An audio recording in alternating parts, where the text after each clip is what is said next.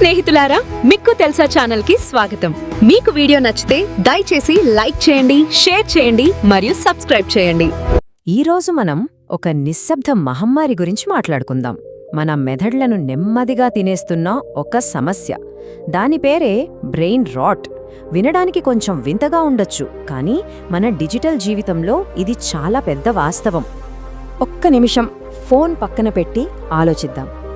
ఈ మధ్యకాలంలో మనస్సు తరచుగా మబ్బు పట్టినట్టు అనిపిస్తోందా? ఒక చిన్న పని మీద కూడా ఎక్కువసేపు దృష్టి పెట్టలేకపోతున్నారా? అలా అయితే ఈ విశ్లేషణ ఖచ్చితంగా ఉపయోగపడుతుంది. ఓకే, ఇంతకీ ఈ బ్రెయిన్ రాట్ అంటే ఏంటి? సింపుల్గా చెప్పాలంటే, ఒక మంచి యాపిల్ పండుని కొన్ని రోజుల పాటు వదిలేస్తే ఎలా కుళ్ళిపోతుందో, అలాగే మన మెదడు కూడా అనవసరమైన నాణ్యత లేని డిజిటల్ కంటెంట్ని రోజూ చూడటం వల్ల తన పదునును చురుకుదనాన్ని కోల్పోతుంది. దాని ఫలితంగానే ఏకాగ్రత లోపించటం, ఏ పని చెయ్యాలనిపించకపోవడం, ఒక రకమైన మానసిక అలసట ఇవన్నీ మొదలవుతాయి. ముందుగా అసలు ఈ బ్రెయిన్ రాట్ అంటే ఏంటి, అది మన ఆలోచన విధానాన్ని ఎలా మార్చేస్తుందో వివరంగా చూద్దాం. నిజానికి మనం చేసే పనికి ఒక పేరు కూడా ఉంది. అదే డూమ్ స్క్రోలింగ్. న్యూపోర్ట్ ఇన్స్టిట్యూట్ వాళ్ళ రీసెర్చ్ ప్రకారం ఇలా నిరంతరంగా నెగటివ్ వార్తలను స్క్రోల్ చేస్తూ పోవడం మన ఆత్మవిశ్వాసాన్ని, మానసిక ఆరోగ్యాన్ని ప్రపంచవ్యాప్తంగా దెబ్బతీస్తుందట. బ్రెయిన్ రాట్కి ఇది ఒక మెయిన్ గేట్వే లాంటిది. మరి ఈ మానసిక ఇన్ఫెక్షన్ మనలోకి ఎలా ప్రవేశిస్తుంది, ఎలా వ్యాపిస్తుందో ఇప్పుడు చూద్దాం. ఇది మొత్తం 3 దశల్లో జరుగుతుంది. ఫస్ట్ స్టేజ్లో చెడు అలవాట్లు, నెగటివ్ ఆలోచనలు మన మానసిక రక్షణ కవచాన్ని బ్రేక్ చేసి లోపలికి వస్తాయి. ఇక సెకండ్ స్టేజ్లో అవి మన మనసులో విస్తరించి మన మీద మనకే నమ్మకం లేకుండా చేస్తాయి. ఫైనల్గా 3వ దశలో ఈ నెగటివ్ ఆలోచనలు మన సబ్కాన్షియస్ మైండ్లో బలంగా పాతుకుపోయి ఒక విషవలయంగా మారిపోతాయి. మన శరీరానికి ఎంత వ్యాయామం ముఖ్యమో, మెదడుకు కూడా మెంటల్ ఎక్సర్సైజ్ అంతే ముఖ్యం. ఇది హార్వర్డ్ రీసెర్చ్ చెప్తున్నమాట. మనం పజిల్స్ చేయడం, కొత్త విషయాలు నేర్చుకోవడం లాంటివి మెదడుకొక ఛాలెంజ్. అది మానేసినప్పుడు మెదడు రక్షణ వ్యవస్థ బలహీనపడిపోతుంది. అప్పుడే బ్రెయిన్ రాట్ లాంటి సమస్యలు చాలా ఈజీగా అటాక్ చేస్తాయి. ఇక ఈ విషయంలో సోషల్ మీడియా పాత్ర గురించి ఎంత చెప్పుకున్నా తక్కువే. స్టాన్ఫర్డ్ యూనివర్సిటీ స్టడీ ప్రకారం ఇది ఒక క్యాటలిస్ట్ లాగా పనిచేస్తుంది. అంటే ఇతరుల పర్ఫెక్ట్ లైఫ్లను చూసి మనల్ని మనం తక్కువ చేసుకోవడం, నిరంతరం పోల్చుకోవడం, టెన్షన్ పడటం ఇవన్నీ బ్రెయిన్ రాట్ ప్రభావాన్ని ఇంకా ఎక్కువ చేస్తాయి. సరే, ఇప్పటిదాకా సమస్య గురించి మాట్లాడుకున్నాం, కానీ భయపడాల్సిన అవసరం లేదు.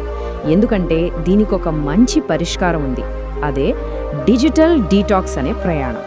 ఒక ఆశ్చర్యకరమైన విషయం తెలుసా?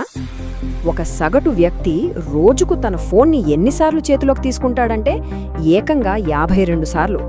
అంటే ఆ ఇన్ఫెక్షన్ మన మైండ్లోకి రావడానికి మనమే రోజు 52 అవకాశాలు కల్పిస్తున్నామన్నమాట. మరి డిజిటల్ డిటాక్స్ మొదలు పెడితే ఏమవుతుంది? మొదటి గంటలోనే ఫోన్ చూడాలనే కోరిక విపరీతంగా ఉంటుంది.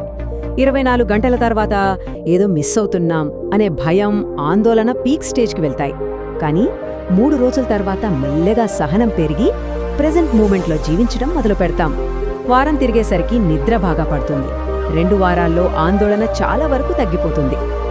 డీటాక్స్ తర్వాత మన బలహీనపడిన మానసిక బలాన్ని మళ్లీ ఎలా తిరిగి సంపాదించుకోవాలో చూద్దాం.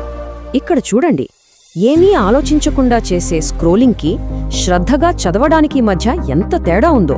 2017లో జరిగిన ఒక పరిశోధన ప్రకారం మనం ఏ ఆలోచన లేకుండా స్క్రీన్ చూస్తున్నప్పుడు మన మెదడు దాదాపుగా స్విచ్ ఆఫ్ మోడ్లో ఉంటుంది. కానీ ఒక పుస్తకం చదువుతున్నప్పుడు మన బ్రెయిన్లోని చాలా భాగాలు యాక్టివ్గా పనిచేస్తాయి, కొత్త కనెక్షన్లు కూడా ఏర్పడతాయి.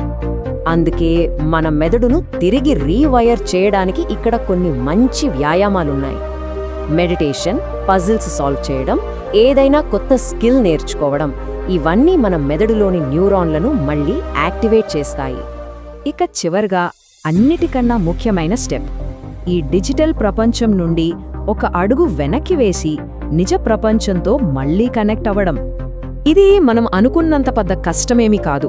ఫ్రెండ్స్తో సరదాగా కాఫీకి వెళ్లడం, ఫ్యామిలీతో కలిసి భోజనం చేయడం, వర్చువల్ ఎమోజీలకు బదులుగా నిజమైన నవ్వులను పంచుకోవడం, ఇలాంటి చిన్న చిన్న పనులే మనల్ని మళ్లీ మన జీవితంలోకి తీసుకొస్తాయి. ఒక్క విషయం గుర్తుంచుకోండి, మన తలలో వినిపించే నేను దేనికి పనికిరాను అనే వాయిస్ మనది కాదు. అది బ్రెయిన్ రాట్ వల్ల పెరిగిన మనలోని అహం. కానీ మనల్ని నిర్వచించేది ఆ నెగటివ్ ఆలోచనలు కాదు, మనం చేసే పాజిటివ్ పనులు మాత్రమే. ఒక చిన్న అడుగుతో మొదలుపెట్టండి చాలు.